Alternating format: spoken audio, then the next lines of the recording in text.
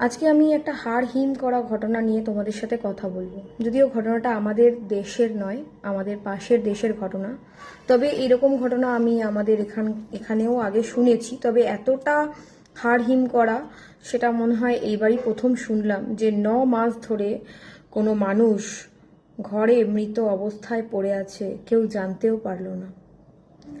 ভীষণ একটা কষ্টকর এবং বেদনাদায়ক তো বটেই, কিন্তু তার থেকেও বড় কথা একটা ভয়ঙ্কর একটা সমাজ, ভয়ঙ্কর একটা পরিস্থিতির দিকে আমরা মানুষরা এগিয়ে চলেছি।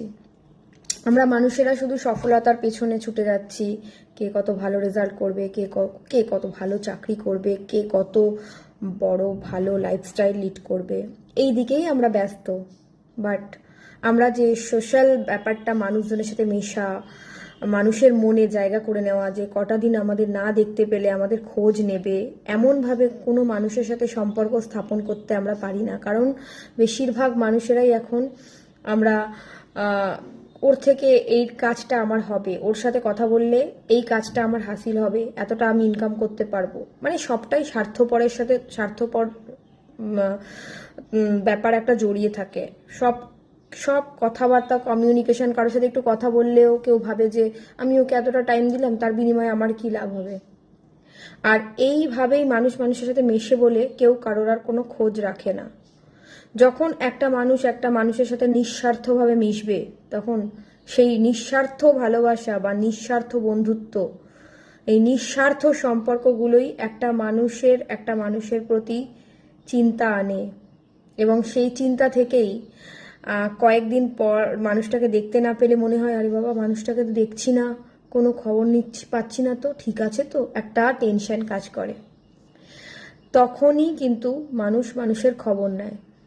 একটা স্বার্থপর মানুষের খবর কেউ নেয় না, অনেক দিন ধরে না দেখলেও নেয় না। আবার যারা কারোর সাথে মেশে না, নিজের মতন একা থাকে, কারোর সাথে মিশছে না, তো তা জানবে কি করে মানুষ যে তার কি অবস্থা রয়েছে না রয়েছে? সে যতক্ষণ নিজে থেকে না জানাবে, কোনো মানুষ সেটা জানতেও পারে না। আর কোনো মানুষ নিজে থেকে তার খেয়ালও রাখে না, কারণ সে সেই রকম কারোর সাথে সম্পর্ক স্থাপন হয়তো করে রাখেনি। এটা একটা হতে পারে। আরেকটা ব্যাপার হচ্ছে, একটা মানুষ কখন নিজেকে একা করে নেয়, কখন একাকিত্বের মধ্যে চলে যায় পুরোটা। এই জীবনের ঘাত প্রতিঘাত সহ্য করতে করতে একটা সময় যখন মানে জীবনকে ভালো লাগা তো দূরের কথা, কোনো মানুষের আর ভালো লাগে না এত আঘাত পেতে পেতে, তখন সে কি করে, নিজেকে দুনিয়া থেকে সরিয়ে নিয়ে একা থাকতে চায়, কারোর সাথে কথা বলতে চায় না, নিজের মতন একা একা বেঁচে থাকে। এবং কিছু সমস্যা হলেও তারা কাউকে জানাতে চায় না, কোনো সেই জানানোর মতন কনফিডেন্স পায় না কোনো মানুষকে, কারণ ভাবে যে এই মানে প্রত্যেকটা টাইমেই আঘাত পেতে পেতে সে বুঝে যায় যে আমাকে কেউ সাহায্য করবে না, তাই বলেও লাভ নেই। সেই রকম কনফিডেন্স পাওয়ার মতন মানুষও হয়তো তার কাছে থাকে না। সেই কারণে কষ্টটা বুকে চেপে রাখে অনেকেই, এরকম রোগ ব্যাধি, অনেক দুঃখ চেপে রাখে, কাউকে বলার মতন সাহস করে উঠতে পারে না, বা সেরকম কোনো মানুষ পায় না যাকে কনফিডেন্টালি বিশ্বাস করে সবটা বলা যায়, যে সে কথাটা বুঝবে আমি বললে, তেমন কোনো মানুষই পাওয়া যায় না। সেই কারণে কিন্তু মানুষ নিজেকে আস্তে আস্তে সরিয়ে নেয়, একাকিত্বতা উপভোগ করতে থাকে।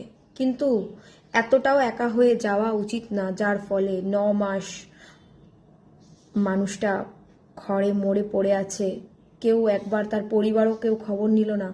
তারা আর আরেকটা ব্যাপার আমি বলবো, সেটা হচ্ছে যারা খুব হাসি খুশি থাকে, যারা খুব সেজে গুজে থাকে, যেমন উনি মডেল অভিনেত্রী ছিলেন, সারাক্ষণ নিজেকে মেনটেন রাখতেন, সুন্দর হাসি মুখে ক্যামেরার সামনে আসতেন।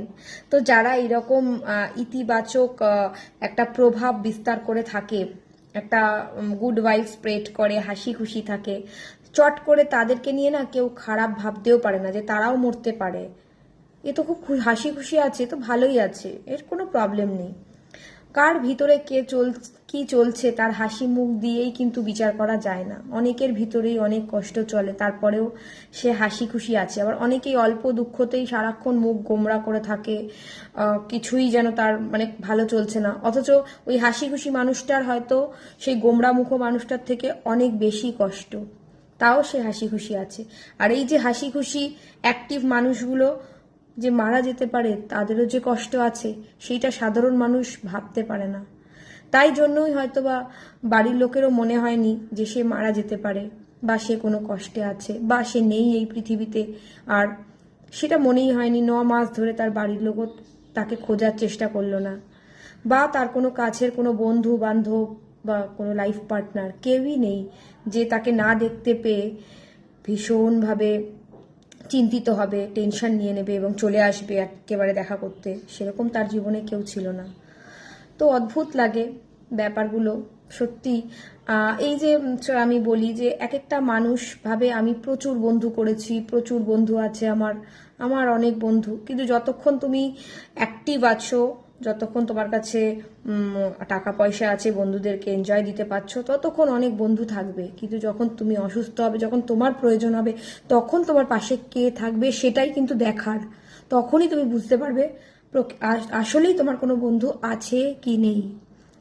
প্রয়োজনে যে পাশে থাকবে, যে ছেড়ে যাবে না, যে তোমার জন্য চিন্তিত হবে, কয়েক ঘন্টা তোমার খবর না পেয়ে তোমার জন্য টেনশন নিয়ে নেবে, এইরকম যদি একটা মানুষও জীবনে পাও, আঁকড়ে ধরে রাখো তাকে, কোনোভাবেই তাকে হারাতে দেবে না।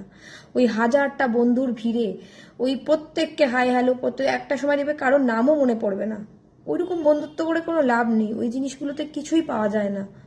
ওতে শুধু একাকিত্ব আছে। ওই হয়তো সাময়িক 1000 জনের সাথে একবার মোবাইল হাতে নিয়ে চ্যাটিং করছো, কি পাওয়া যাবে? ওতে কিচ্ছু নেই, ওর মধ্যে কিচ্ছু নেই।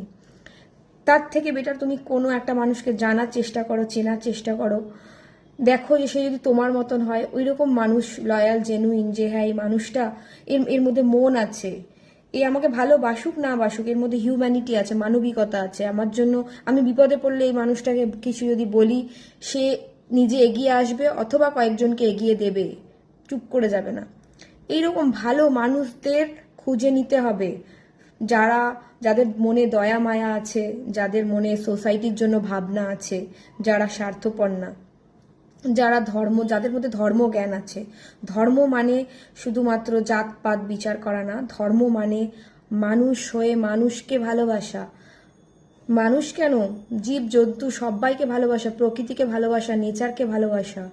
একটা সুন্দর মন যার আছে, সেই রকম মানুষকে খুঁজে যদি কখনো কেউ পাও, তাকে হয়তো কাছে পাওয়া যাবে না, তাকে হয়তো তুমি একেবারে নিজের করে পাবে না, তাতে কি?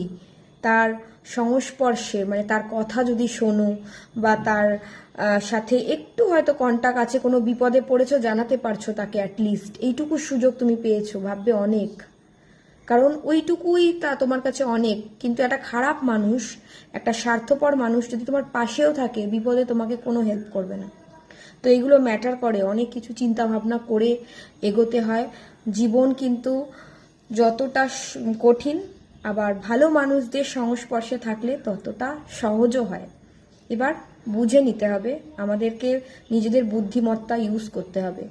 এইরকম ঘটনা যাতে আর কারোর সাথে না হয়, এটাই প্রার্থনা করি ভগবানের কাছে। যে 9 মাস ধরে মৃত হয়ে ঘরে পড়ে আছে, সারা শরীরে পচন ধরে গেছে, এমনকি হাড্ডিগুলোতে হাত দিলে জাস্ট গুঁড়ো গুঁড়ো হয়ে পড়ে যাচ্ছে, এমন প্যাথেটিক অবস্থা, ভাবতে পারছি না। এত সুন্দর একজন মডেল অভিনেত্রী, এত সুন্দর, তাকে দেখে লাখ লাখ মানুষ হাসতো, মানে তার ইতিবাচক হাসি দেখে লাখ লাখ মানুষের মনে একটা গুড ভাইবস আসতো। আজ তার এমন পরিণতি, ভাবলেও কেমন লাগে। যাই হোক, আমাদেরকে অনেক সতর্ক থাকতে হবে এবং একটু চিন্তা ভাবনাও করতে হবে। অত স্বার্থপর হলে চলবে না। কম্পিটিশনের যুগ, খালি এগোচ্ছি এগোচ্ছি, সব ছেড়েই একদিন আমরা চলে যাব, কিছুই, নাথিং ইজ পার্মানেন্ট। তাই তো আমরা নিজেরাই পার্মানেন্ট না। অতএব অত লোভ লালসা করে দরকার নেই। হ্যাঁ, আমরা প্রতিনিয়ত নিজেদেরকে উন্নত করার জন্য কাজ করব, নিশ্চয়ই করব। তাই বলে লালচ বা লোভ না, যে আমার চাই চাই চাই, নইলে এটা হয়ে যাবে ওটা হয়ে যাবে, নেভার ডু দ্যাট। এরকম কখনো করবে না। যেটা হচ্ছে ভালো হচ্ছে, আরো বেটার করব, ঠিক আছে, সেটা ভালো, উন্নত হওয়ার চেষ্টা করব, কিন্তু কখনো লোভের বশবর্তী হব না, এইটা মাথায় রাখতে হবে।